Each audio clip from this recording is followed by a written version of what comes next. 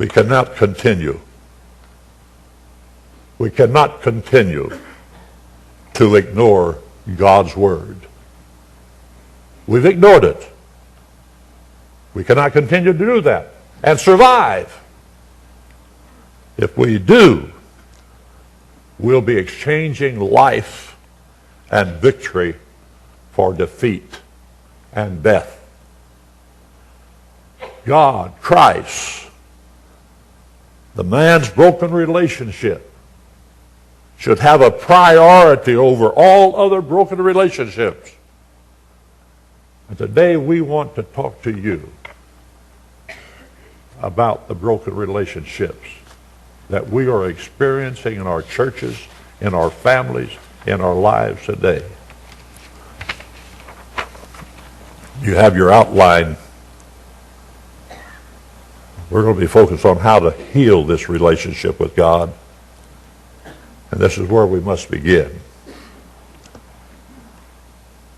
What causes our broken relationships between Christ and ourselves? The first thing that I set down was, as I gave thought to it, making bad choices. Making bad choices. We have the choice to live by the sinful spirit life, the carnal life, or by the Spirit of God. And I want to read in Romans 8, verse 5 through 9 and 12, and follow along with me in that. Those who live according to the carnal nature, have their mindset on what that nature desires. But those who live in accordance with the Spirit have their mindset on what the Spirit desires. So we have two spirits. One of the carnal, one of the sinful nature. That spirit has its desires to lead our thinking and our choice in the opposite direction than the Spirit of God is wanting to lead us. The sinful mind is hostile to God. It does not submit to God's law, nor can it do so. Those controlled by the sinful nature cannot please God. You know, it really doesn't matter how much work we do in the church. It doesn't matter how often we attend, how many jobs we hold. If we're allowing the sinful nature, the carnal nature, to demonstrate its power on us in the community, on the job, in the workplace, then all the goodness that we do in the church really does not put us in the right position before God.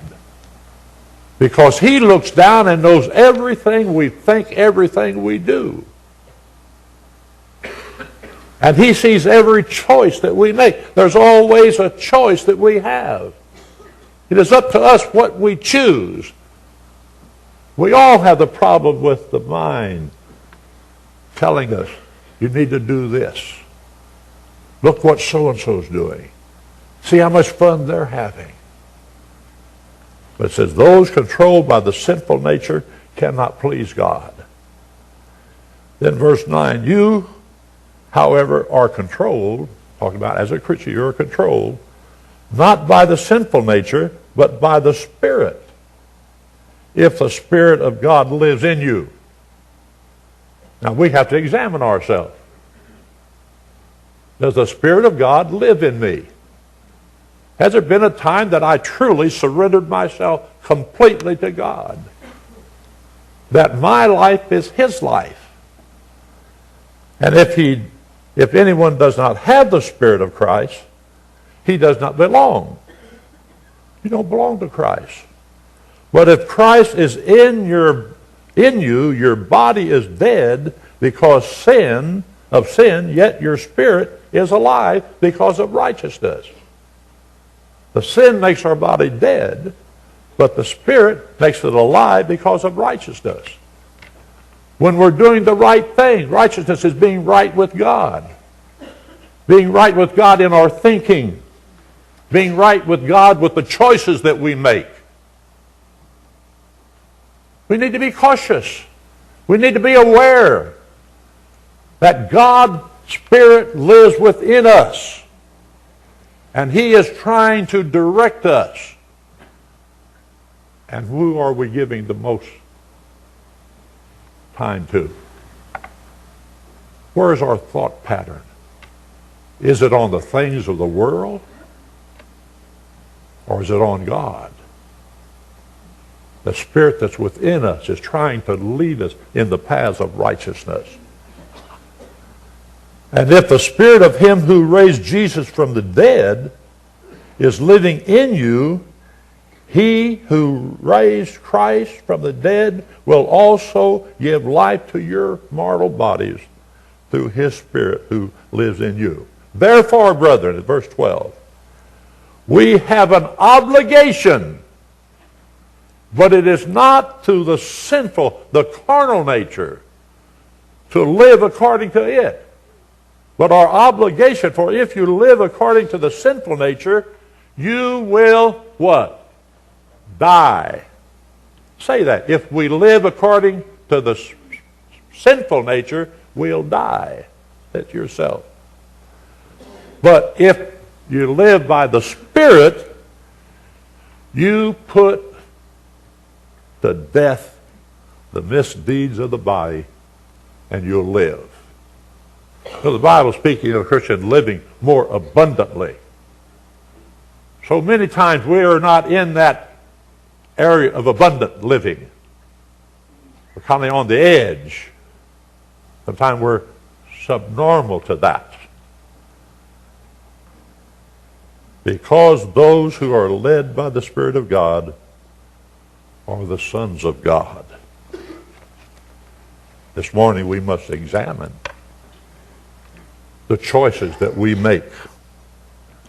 Are we making our choices from the standpoint of the sinful nature or the Spirit? Who's leading us this morning? Who's directing our time? Who's directing our thoughts? Too many Christians and non-Christians have chosen to live by their spiritual spirit.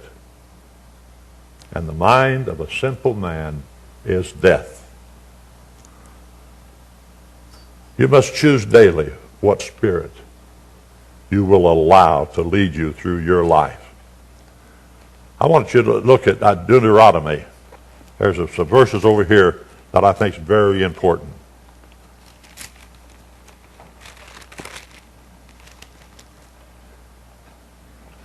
In the 30th chapter,